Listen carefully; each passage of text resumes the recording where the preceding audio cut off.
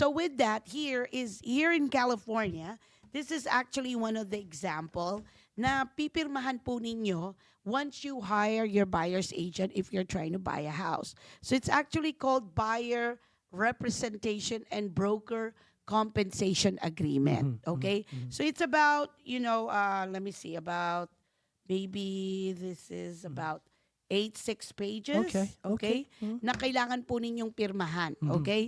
So just beware na pag pinirmahan po ninyo, ang ibig po sabihin nito is para bang may kaso ka and you're gonna hire an attorney. Ang tinatawag parang retention fee. So bago mo ko i-hire as your buyer's agent, kailangan mayroon tayong written agreement na you're hiring me and you hiring me, you have to sign this buyer compensation agreement. Okay.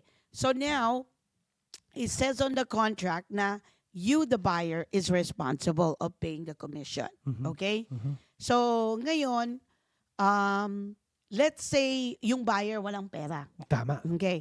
O sige, babayaran kita ng compensation. Pero in order for me to pay you, kailangan ilagay mo sa offer na yung seller ang magbabayad sa'yo. Yes. So that's the way around it.